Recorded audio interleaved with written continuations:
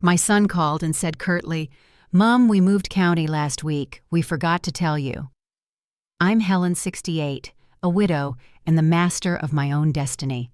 They thought I would cry, but little do they know that as soon as I hung up, I sent an email that would change their lives forever. I was sitting on the patio watching the steam rise from my freshly brewed cup of coffee.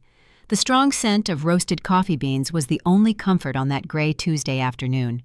When the phone rang and Richard appeared on the screen, my mother's heart did that silly leap, the one you never lose no matter if your son is 5 or 40.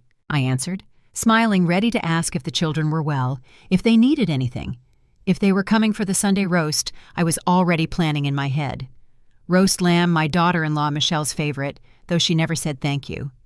His voice, however, held no warmth. None of that "bless you, Mum" tone. It was a rushed voice with an echo in the background, as if he were in an empty or very large place. "Mum, it's Richard.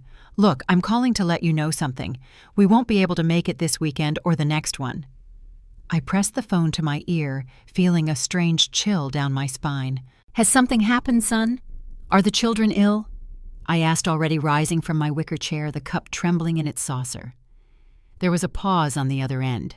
I heard the sound of packing tape being torn, the noise of boxes. And then he dropped the sentence with the same casualness as someone announcing it might rain. "No, it's not illness, Mum. It's just that we've moved. We're living in Cornwall now. We arrived last week." The world stopped. I was speechless. 5 seconds. 1, 2, 3, 4, 5. The silence on the line was deafening. Cornwall was over 250 miles away. It wasn't a car trip, not a short break. It was a new life.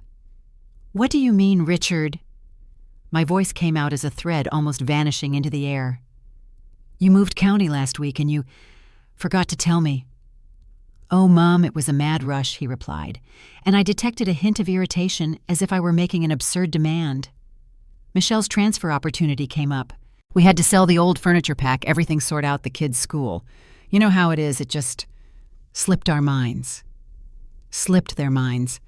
The relocation of my only family of my grandchildren, whom I helped raise, changing nappies and picking them up from school while they worked, had slipped their minds. "And the children?" I asked, feeling the tears burn, but refusing to let them fall. "Lucas and Bea, they didn't even say goodbye to their grandmother." I heard Michelle's voice in the background, muffled but audible enough to tear my heart apart. "Oh, Richard, don't indulge her, or she'll start the drama. Tell her we'll video call later." Richard cleared his throat. "So, Mum, the kids are settling in. We'll do a video call later. Okay, I have to go now. The moving lorry is just finishing unloading here at the new development. It's right by the sea, Mum. You'd find it beautiful, but anyway, bye." I swallowed the sob. I swallowed the pain that felt like a block of ice sliding down my throat. I took a deep breath, pulling in the air that seemed to be missing from the patio. "All right, son. Good luck," I replied. I didn't wait for his response. I didn't wait for the goodbye. I hung up and placed the phone on the glass table next to the coffee that had already gone cold.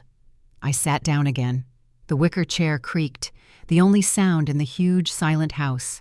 I looked at the garden I tended with such care, at the rose bushes I planted when my late husband Albert was still alive. The first reaction was pain, a physical, sharp pain. How could they? Moving county is a decision that takes months. They had to look for a house, arrange a school transfer, hire a lorry. For months they came here, ate my food, accepted the envelopes with money for the children's snacks, and didn't say a word. They looked me in the eye and lied through their silence. They discarded me as if I were an old piece of furniture that didn't fit the decor of the new house. "We forgot to tell you."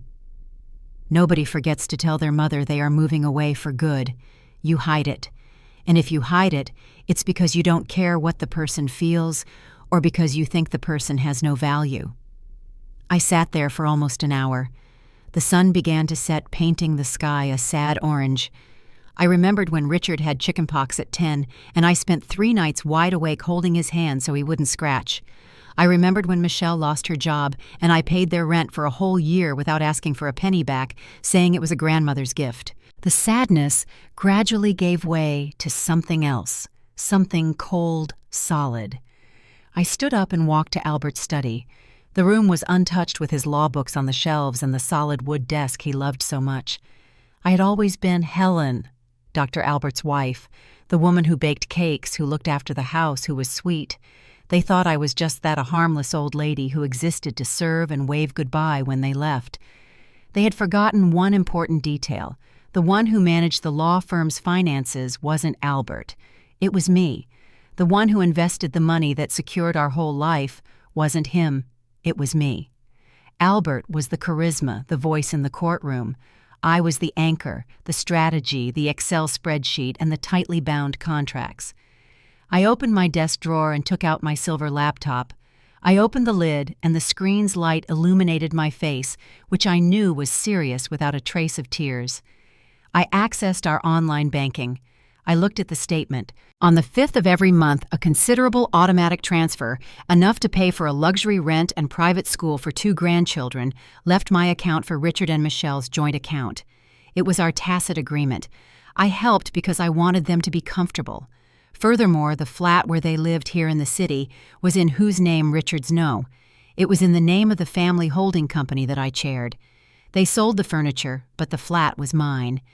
If they left without an inspection, without formally handing over the keys, abandoning the property, it constituted a breach of our tenancy at will agreement. And the new house in Cornwall, right by the sea, he had said. I remembered a conversation 6 months ago where Richard asked for an advance on his inheritance to put a down payment on a property in the South. I said no. It seemed they found a way, or were counting on my monthly help to pay the mortgage installments for their new life. They thought I would keep paying. They thought the nice mom would be sad, cry a little, but continue depositing the money every 5th. Because the poor grandchildren, they were counting on my emotional weakness. They bet that my loneliness would make me a hostage. I opened my email client, clicked on New Message.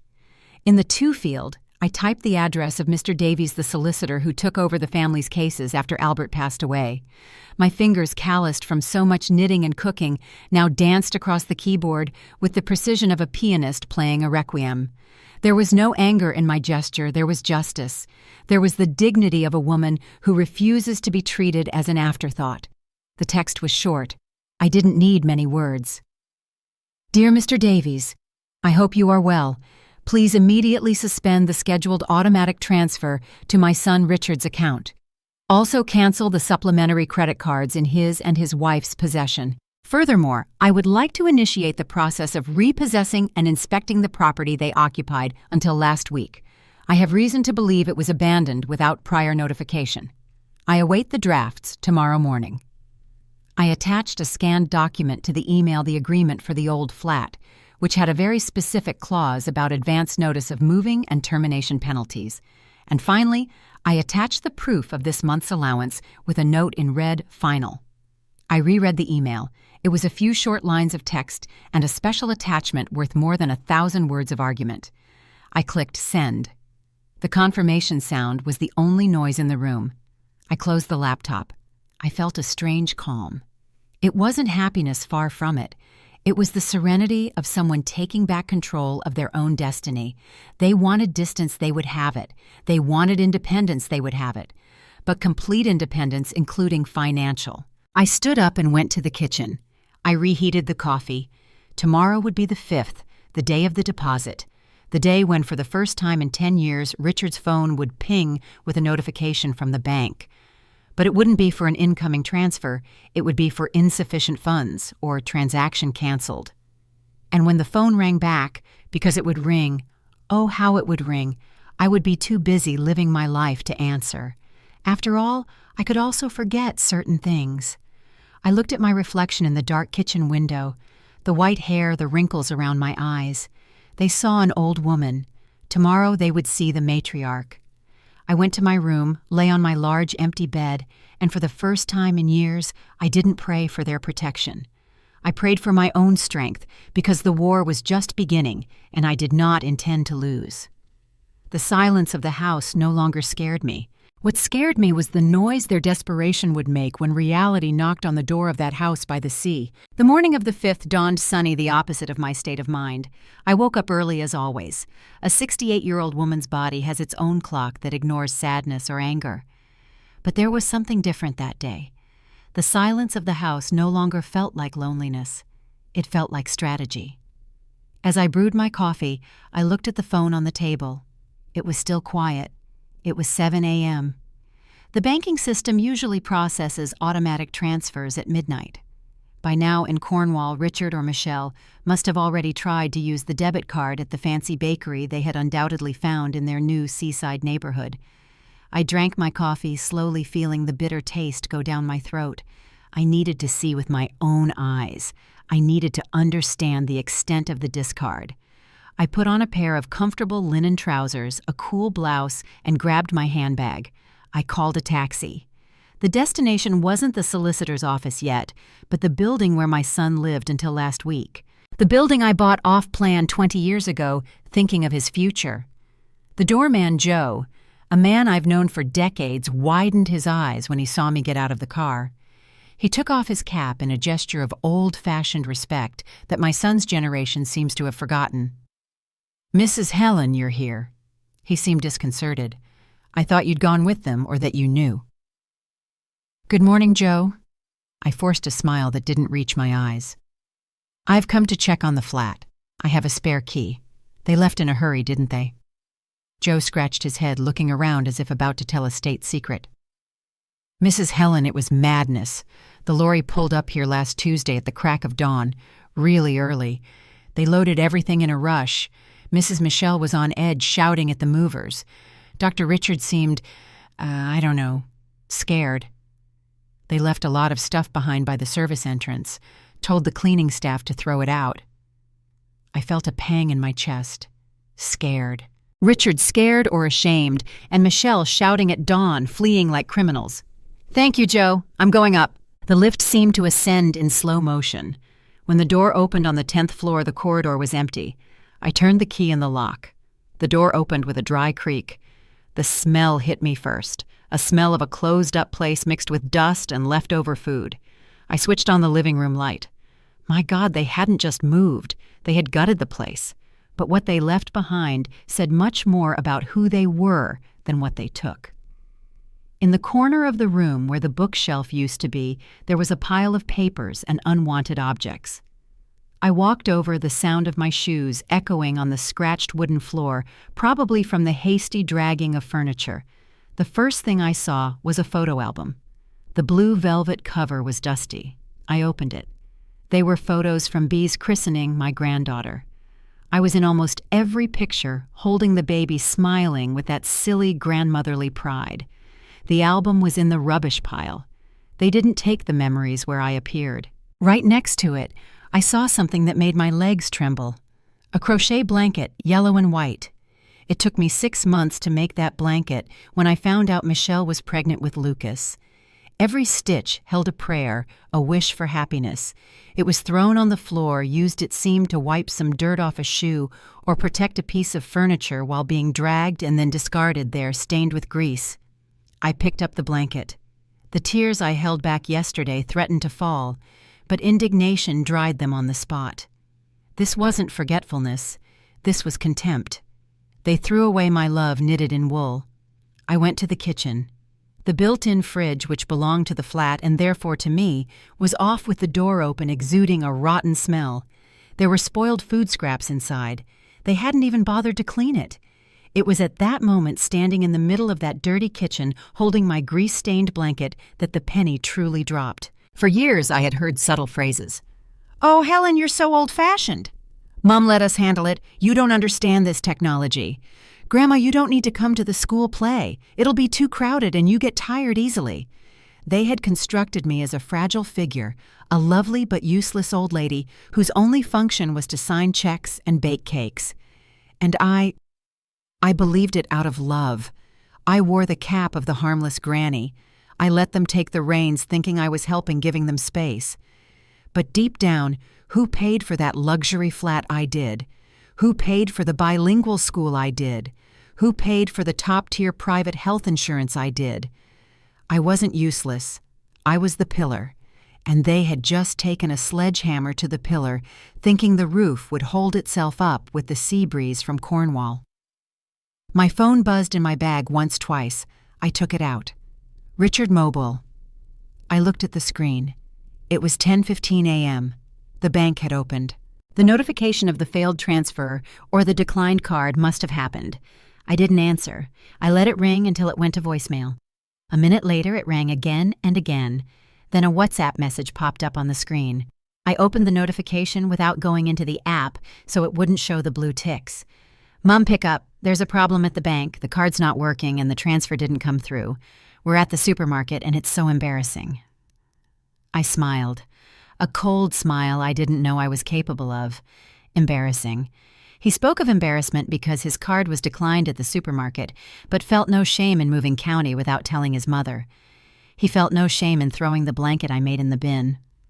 I put my phone away. The inspection was done. The diagnosis was clear chronic ingratitude with an aggravating factor of cruelty. The treatment, a shock of reality. I left the flat, locked the door, and went down. I handed the key to Joe. Joe, no one else is to go in there, not even my son. I'll be sending a cleaning and renovation crew next week. If anyone tries to go up, you call the police for trespassing. Are we clear? Joe gave a mock salute, serious. You can count on it, Mrs. Helen. You're the boss. From there, I went straight to Mr. Davies' office.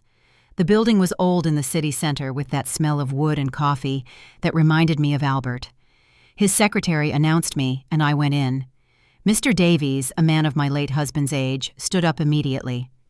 Helen, my dear, I received your email last night. I must confess I was surprised, but I've already prepared everything. Please sit. I sat in the leather chair, straightening my posture. I did not slouch. Don't be surprised, Davies. Be alert. The situation is this, a complete cutoff. He pushed a pile of papers towards me. We've already blocked the monthly transfer. I've canceled the supplementary cards on your Visa Infinite and MasterCard Black. They should have stopped working. Well now. Excellent, I replied without blinking. And the flat in Cornwall, did you manage to find out anything? Davies took off his glasses and cleaned the lenses, a nervous tic he had when a situation was serious. Helen, I did a quick search at the land registry there this morning using my contacts. There's nothing in Richard's or Michelle's name. I frowned. How can that be? They said they'd moved right by the sea. They've rented Helen, a very expensive rental, by the way, a 30-month contract. And guess who they listed as the guarantor using that old power of attorney you signed in 2018 for them to sort out an issue with your car? I felt the blood rush to my head. They used the power of attorney to make me their guarantor without consulting me. Exactly. The contract is in their name, but the guarantee is your assets. If they don't pay, the letting agency comes after you. I closed my eyes for a second. The audacity, the betrayal was deeper than I had imagined. It wasn't just emotional abandonment. It was financial and moral fraud. They were counting on my death or my dementia. They thought I would never find out. Davies. My voice came out low but firm as steel. That power of attorney had a specific validity for vehicular matters, didn't it? It did, but it was broadly worded. They acted in bad faith, Helen. They used a loophole, but we can contest it. However, that would mean suing your own son for fraud and misrepresentation. Are you prepared to do that? I opened my eyes and stared at the solicitor. I remembered the blanket in the bin. I remembered the, "We forgot to tell you." Davies, my son, died last week. The man in Cornwall is a stranger who is trying to steal my assets. Do what is necessary. Davies nodded, scribbling furiously. I'll file for the annulment of the guarantee today, alleging misuse of power of attorney and abuse of trust. The agency will notify the tenant immediately. They'll have 48 hours to present a new guarantor or a deposit, or they'll be evicted. And the car? I asked. The SUV they're driving is in the holding company's name, Helen, a company car. Request its repossession. State that the vehicle was removed from its authorized region without the owner's permission, which violates the insurance and usage contracts. I want that car back in my garage. Davies stopped writing and looked at me with a mixture of fear and admiration. Helen Albert always said you were the brilliant mind behind the family finances, but I'd never seen you in action like this. Are you sure this will leave them without transport and a home in a strange city? I stood up, grabbing my bag. They have their health, Davies. They have arms and legs, and they have the independence they so craved by running away from me. I am merely giving them the opportunity to live like real adults. Adults pay their bills. Adults don't steal from their mothers. When I left the office, my phone was vibrating nonstop. 15 missed calls. I got into the taxi. Where to, ma'am? To a restaurant, my dear, the best one around here. Today I'm having lobster and drinking white wine. As the car pulled away, I took out my phone. There was a voice message from Michelle on WhatsApp. I hesitated, but decided to listen. I put the phone to my ear. Helen, what do you think you're doing? The card was declined for the children's school fees. The headmistress looked at us as if we were crooks. Richard is feeling ill with stress. Are you trying to give your son a heart attack? Sort this out now. We move county to get some peace, and you persecute us all the way here. Her shrill voice almost pierced my eardrum. She didn't ask how I was, didn't apologize, she demanded. She tried to use guilt, give your son a heart attack, and victimization, persecute us. I took a deep breath. The old Helen would have cried and called the bank manager to release everything. The new Helen, the Helen who saw the blanket in the bin, just typed a short reply. No voice note, no long explanations, just facts. I wrote slowly, savoring each letter. Hello, Michelle. Glad you got in touch. I'm aware of the situation. It's not a bank error. I have cut off the funds as I need to renovate the flat you abandoned and wrecked and hire a solicitor to annul the illegal guarantee you made in my name. I suggest you look for jobs quickly. Cornwall is beautiful, but it isn't free. Oh, and the company car needs to be returned by Friday, or it will be reported as stolen. All the best. I sent it. I blocked her number for 24 hours. I did the same with Richard's. The taxi stopped at a red light. I looked out the window and saw my reflection. There were wrinkles, yes. There were sunspots on my hands. But there was a glint in my eye I hadn't seen in decades. I had spent my life taking care of everyone. Now I was going to teach the most important lesson a mother can give. Actions have consequences. The waiter brought the wine. I toasted alone. To memory, I whispered. Not the memory of the past, but the memory they would have to recover very quickly that money doesn't grow on trees and a mother is not a doormat. They thought the nightmare was the declined card at the supermarket. They had no idea. The real nightmare would arrive in 48 hours when the eviction notice from the letting agency was delivered to the door of that house by the sea. A mother's patience is infinite, they say. But the patience of a woman who has been taken for a fool her whole life has an expiry date, and mine expired last Tuesday. 2 days had passed since I blocked Richard and Michelle. 2 days of silence that at first felt strange, as if a piece of me were missing. But on Friday morning, I woke up feeling something new lightness. There was no worry about whether the monthly allowance had gone through. There was no anxiety waiting for a call that never came. There was just me and my garden. As I was pruning the hydrangeas, which were a vibrant blue, my phone rang. It was Mr. Davies. I wiped my hands on my apron and answered. Helen? His voice had a tone of restrained urgency. The bailiff just called me.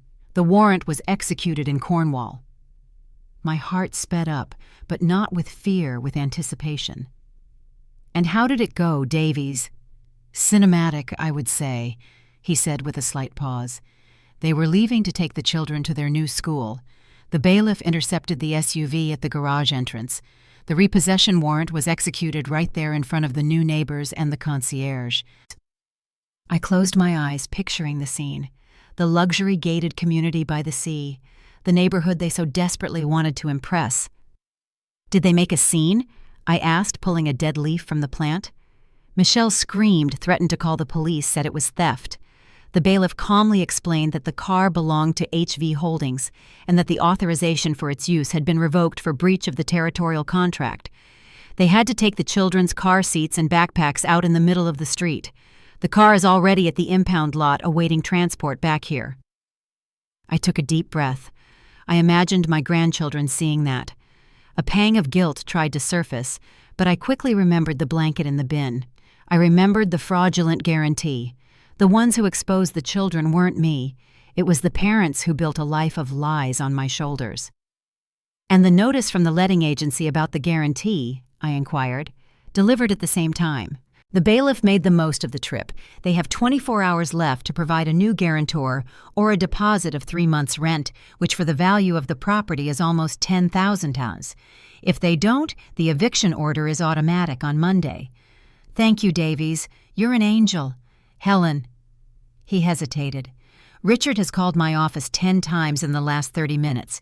He's desperate. He said his mother has gone mad. Prepare yourself. They will try to find you by any means necessary." "Let them come, Davies. I'm ready." I hung up. I went back to my hydrangeas. Mad.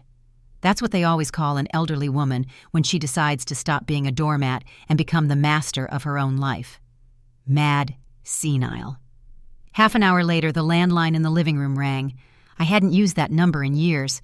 Only telemarketers and family ever called it. I let it ring 4 times. I walked slowly to the side table. The old beige phone trembled with the insistence of the call. I picked up the receiver. "Hello?" My voice came out calm, velvety. "Mom, finally!" Richard's scream on the other end almost blew out the speaker. He was breathless, hysterical. "Do you have any idea what just happened here? They took the car. They took the car with the children inside. Mom, Michelle is having a nervous breakdown on the pavement." I held the phone away from my ear for a second, waiting for him to catch his breath. "Good morning to you too, Richard. The car was not taken with the children inside. Mr. Davies informed me they were asked to get out. Don't exaggerate." "Don't exaggerate." He laughed a nervous laugh, bordering on a sob. "Mom, have you lost your mind? Did you send the police to steal my car? Did you cancel the cards? We don't have a penny to our names in a city where we don't know anyone. What's gotten into you? Is it dementia? We need to have you committed." The word committed hung in the air like a dirty threat. They must have discussed this before. When the old woman gets difficult, we'll have her committed and take control of the assets. I sat in my husband's armchair. "Richard, listen to me very carefully because I will not repeat myself." My voice hardened. "The car is not yours. It belongs to the company. You took it to another county without my authorization. That is misappropriation. The cards are not yours. They are mine, granted out of generosity. And that generosity ended when you discarded me like rubbish and fled without looking back. We didn't flee. It was an opportunity. We were going to call you. You called to say you forgot to tell me." I cut him off. "But let's talk about what really matters, son. Let's talk about the guarantee." There was a sudden silence on the other end, the kind of silence from someone caught with their hand in the till. "What guarantee?" He tried to play dumb, but his voice failed him. "The guarantee for your flat by the sea, the one you rented using a 2018 power of attorney, forging my intent to be your guarantor. Did you know, Richard, that that is a crime, fraud, misrepresentation?" I heard his breathing become heavy. "Mom, it wasn't malicious. The letting agency required a guarantor with a mortgage property. You have so many. It wouldn't have cost you anything. We were going to pay the rent properly." "No, Richard, you weren't. Because you were counting on my monthly allowance to pay that rent. And the allowance is over." I was relentless. "I have already notified the agency and the solicitor. The guarantee has been withdrawn due to fraud. You have until tomorrow to find £10,000 or another foolish guarantor. Otherwise, well, I hope you kept the moving boxes." "You can't do this." Now it was Michelle screaming in the background, having snatched the phone from his hand. "You are a bitter old woman. We gave you grandchildren. We gave you attention. Is this how you repay us? You want to see your grandchildren on the street? Is that what you want?" Emotional blackmail, the last weapon of the incompetent. "Michelle, my dear," I said with venomous sweetness, "my grandchildren will not be on the street. If you are evicted, you can send the children here. I will pay for their bus fare. Grandma's house is open for Lucas and Bea. It always has been. But for you two, the inn is closed." "I will never leave my children with you. she shrieked. "You will die alone."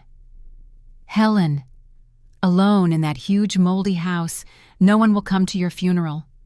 "Better alone than in the bad company of parasites," I replied. "Oh, and Michelle, before you hang up, tell Richard I went to the old flat." The silence returned.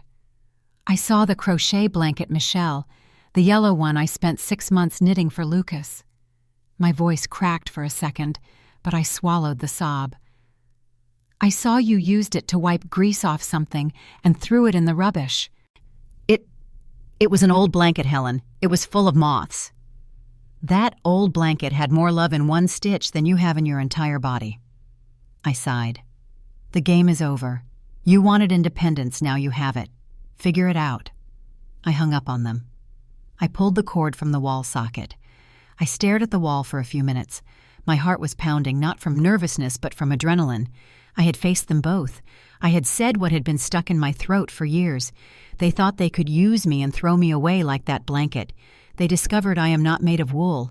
I am made of iron. The afternoon fell. I went to the kitchen and made a cup of tea. As the water boiled, the doorbell rang. I was surprised. I wasn't expecting anyone. I looked through the peephole. It was a young woman in a uniform holding a clipboard. I opened the door with the security chain on. "Mrs. Helen Albuquerque." "That's me." "Express delivery. I need a signature." I opened the door and took the envelope. It was from the bank. I opened it right there. Inside was a notification of a loan application attempt. I looked at the date and time. 15 minutes ago. Someone had tried to take out an online loan for $50,000 from my account using the internet banking password that, of course, Richard had written down. But the system blocked it. Why? Because yesterday, following Mr. Davies' advice, I changed all my passwords. I changed the bank password, the email password, the cloud password. I even changed the house Wi-Fi password, just in case they tried to remotely connect to any security cameras. Richard had attempted one last heist. Desperate, cornered without a car, and about to be evicted, he tried to clean out my account to pay the rental deposit. He tried to rob me again. I felt a chill. This was no longer just ingratitude.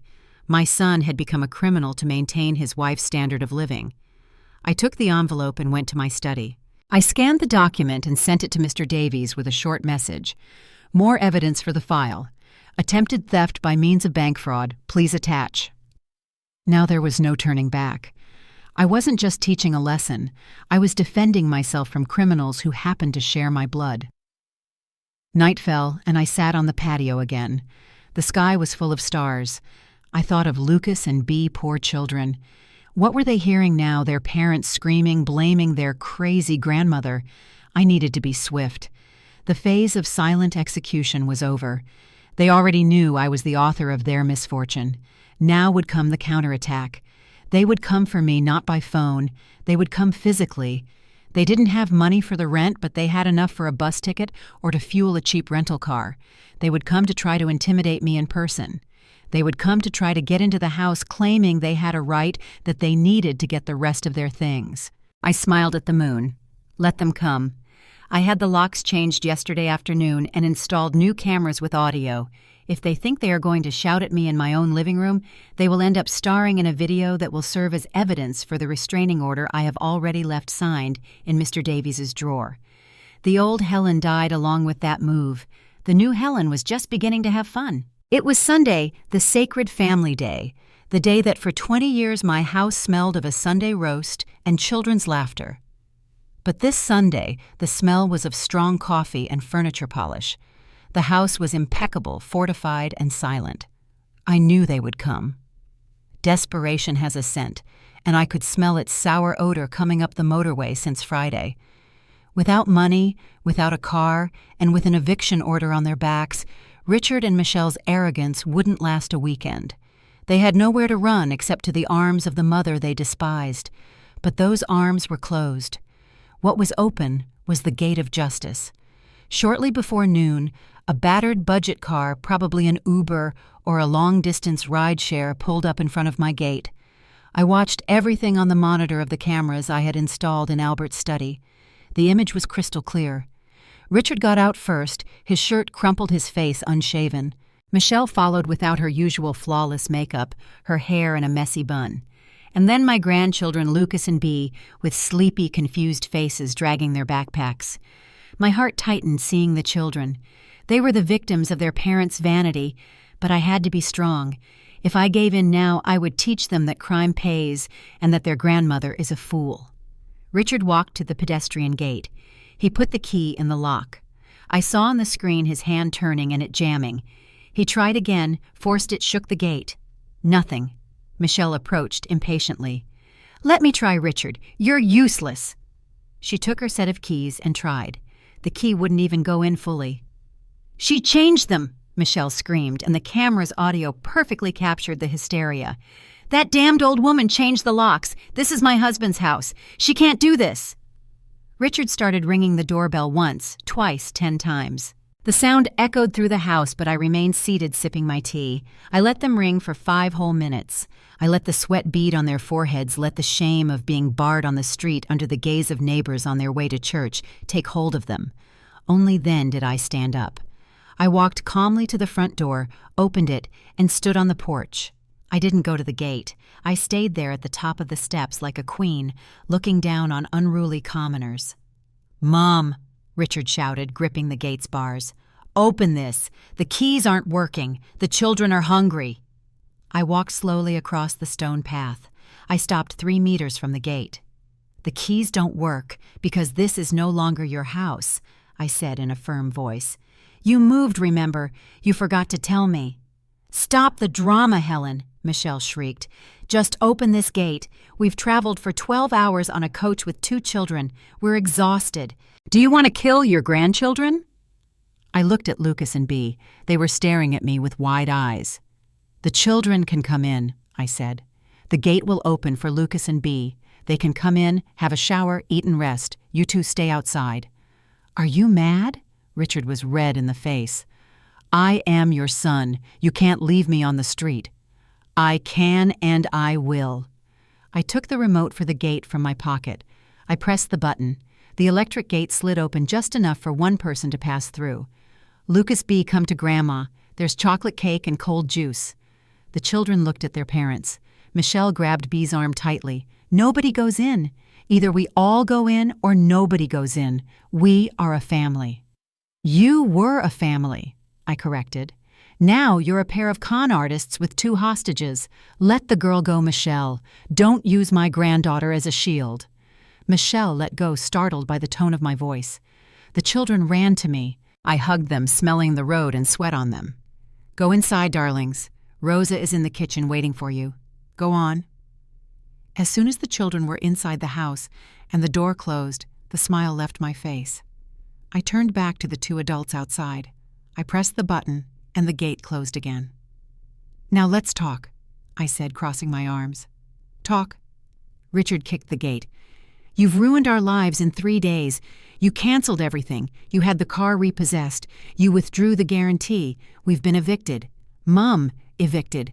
We had to flee in the middle of the night so the landlord wouldn't call the police." "And whose fault is that, Richard?" I asked. "Mine, or the person who forged a power of attorney to rent a mansion they couldn't afford?" Richard turned pale. "You know about the power of attorney." "I know everything." I walked to the low wall and picked up a folder I had left there.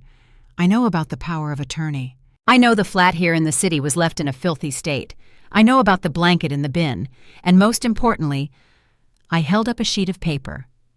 "I know about the attempt to take a £50,000 loan from my bank account made on Friday afternoon using my details and your old password."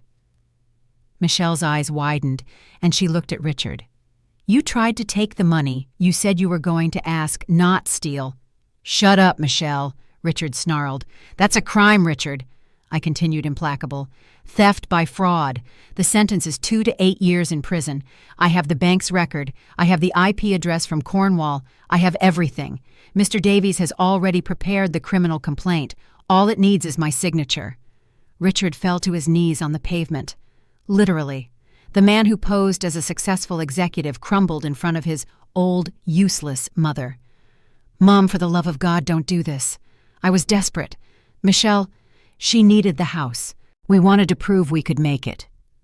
Prove you could make it by robbing your own mother. My voice no longer trembled.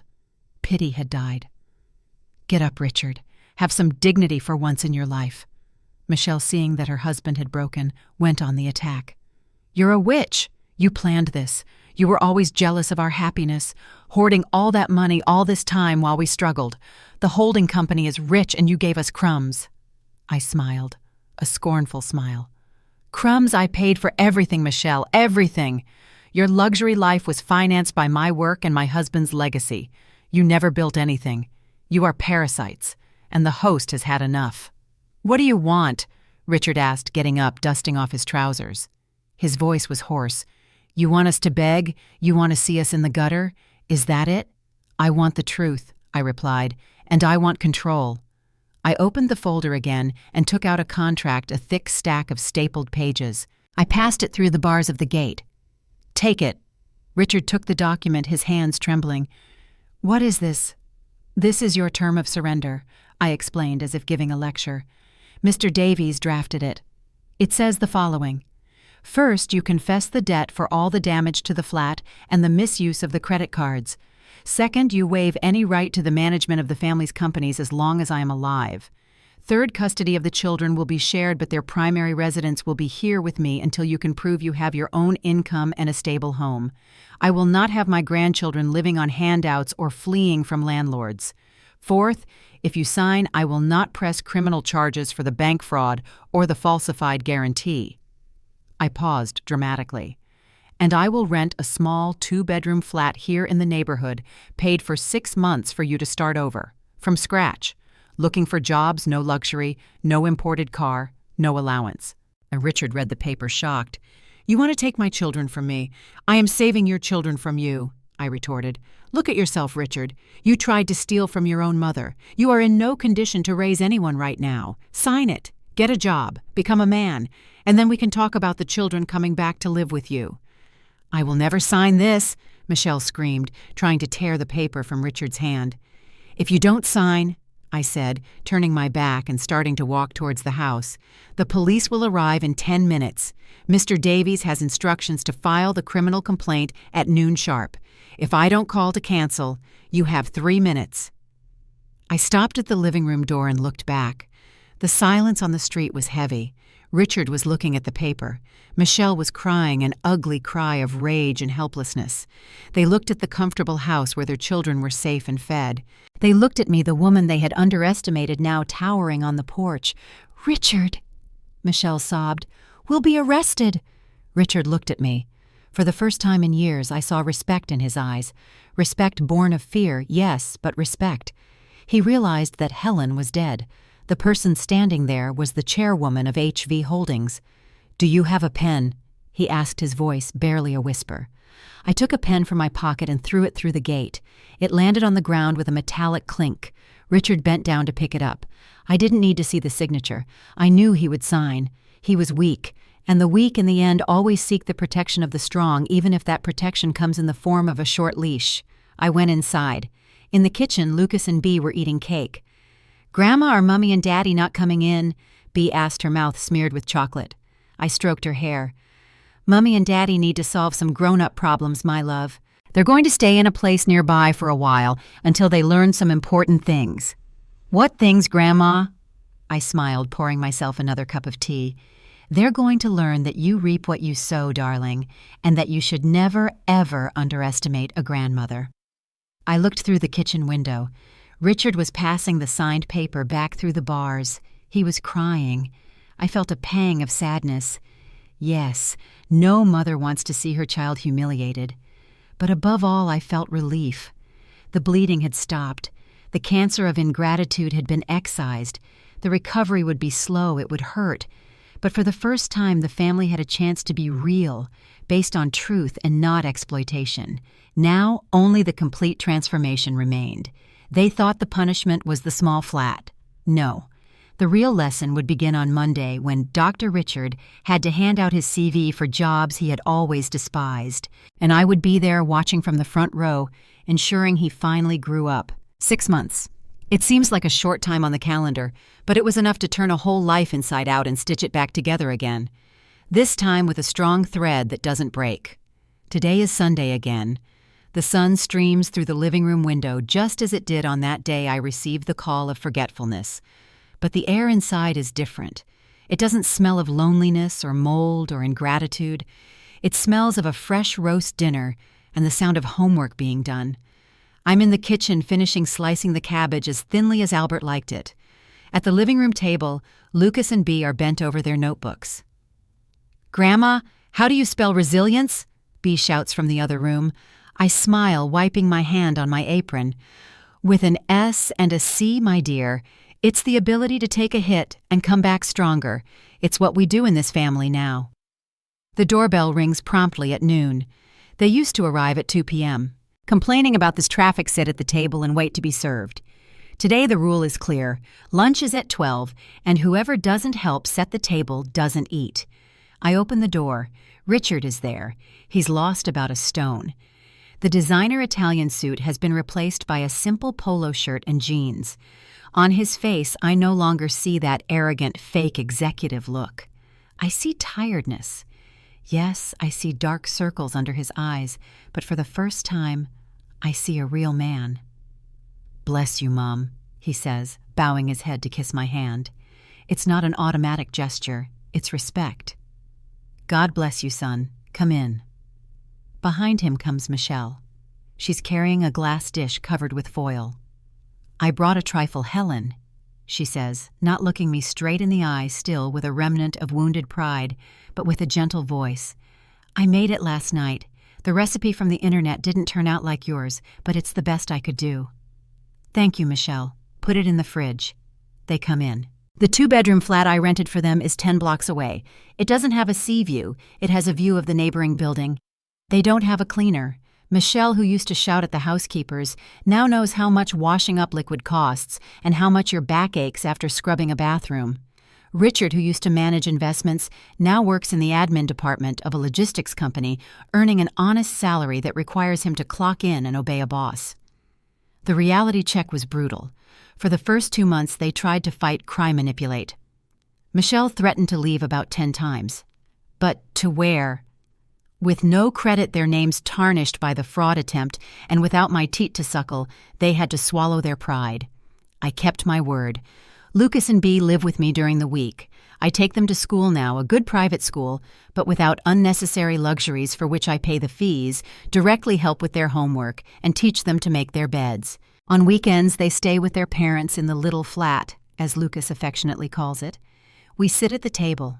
Richard pours the juice. Michelle serves the rice. "How was the week at work, Richard?" I ask, serving the roast potatoes. He sighs but doesn't complain. "Tough, Mum. The manager is on my back about the reports, but I got a compliment on Friday. I managed to organize the archives that were a mess. I think they're going to make me permanent after the probationary period." "That's wonderful," I say sincerely. "Honest work is dignifying my son." "And you, Michelle?" She picks at her food. "I managed to sell some of those clothes I didn't wear anymore on a second-hand app. It was enough to pay the electricity bill and have some left over for the children's milk for the weekend. And I'm doing some freelance proofreading for a small publisher." I look at her. The woman who threw my blanket in the bin now values the money for milk. "I'm glad to hear that," I say. And speaking of bills, did you bring the spreadsheet?" They look at each other and nod. After lunch and Michelle's trifle, which was a bit soggy but had the sweet taste of effort, we went to the study. This is the new dynamic. On the 15th of every month, they bring their spending spreadsheet. I don't give them money, I give them consultancy. I teach them to live on what they earn. Richard opened the notebook. We managed to reduce the grocery bill by switching brands, and we canceled the satellite TV. But we're still $200 in the red because of Lucas's fever medicine last week. I took my red pen, analyzed the numbers. "You spent $70 on a takeaway on Saturday. If you had made sandwiches at home, you would have the money for the medicine." I pointed out the mistake. "Priorities, Richard. Takeaways are a treat, not a routine." He nodded, ashamed. "You're right, Mum." I closed the notebook. "But since you made an effort and didn't fall behind on the rent this month..." I opened the drawer and took out an envelope. "Here's $200. It's not a gift, it's an advance for a service I need." Their eyes lit up, but with caution. "What service?" Michelle asked. "The gutter on the porch roof is blocked, and I need the living room curtains washed, the heavy ones. If you do it this afternoon, the money is yours. If you don't want to, I'll call the handyman tomorrow and pay him." Richard looked at his hands, which were no longer so soft. He looked at Michelle. "We'll do it," he said. "I'll clean the gutter. Michelle can help with the curtains." I smiled inwardly. In the past, they would have said, "Pay someone, Mom. How absurd for us to do that." Today, they understand that money is an exchange of energy and time. The afternoon went on. Seeing my son on a ladder clearing out dead leaves and my daughter-in-law at the sink wrestling with the heavy curtain fabric was the most beautiful scene I'd witnessed in years. Not out of sadism, but out of hope. They were finally building character. While they worked, I sat on the patio with the children. "Grandma, when are Mummy and Daddy going to be rich again?" Lucas asked innocently. I pulled him onto my lap. "They are already getting rich, my love. They're getting rich in things that money can't buy. They're learning to be strong, and that's worth more than any bank account." When the sun set, they finished sweaty tired, but with $200 in their pocket and a sense of accomplishment. As they were leaving at the gate, Richard stopped. The children had already gotten into the old car they bought on finance, which they are paying for themselves. "Mom," he called me. "Yes." He hesitated, his eyes welling up. "Thank you for the cleaning money." "No." He shook his head. "For not letting me go to Cornwall. For stopping everything. I was going to sink Mum. I was going to destroy my family, thinking I was saving it. You stopped me by force. It hurt like hell. It still hurts. But I think I'm finally becoming a man." I felt a lump in my throat. I reached out and touched his face rough with stubble. "I didn't raise a son to be a Prince Richard. I raised him to be a man. It took a while, but you got there." Michelle appeared beside him. "Bye, Helen. See you on Sunday," she said, and in a quick, awkward gesture, she gave me a kiss on the cheek. "The blanket. I've started trying to learn crochet. I watched some videos. It's hard, isn't it? I'm sorry for throwing it away." I nodded, swallowing a sob. "It is hard, Michelle. Everything worthwhile is hard." They got in the car and drove away. The engine sputtered a bit, but started. They no longer had the luxury SUV or the house by the sea, but they had a direction. I went back inside. The house was silent again, but now it was a fulfilled silence. I went to my room, opened the wardrobe, and took out a box. Inside were balls of yellow and white wool. I sat in my armchair, picked up the needles, and cast on the first stitch. A new blanket. Not to replace the one that was thrown away because the past cannot be erased, but to cover the future. I am Helen. I am 68 years old. They thought I was the past. They discovered I am the foundation.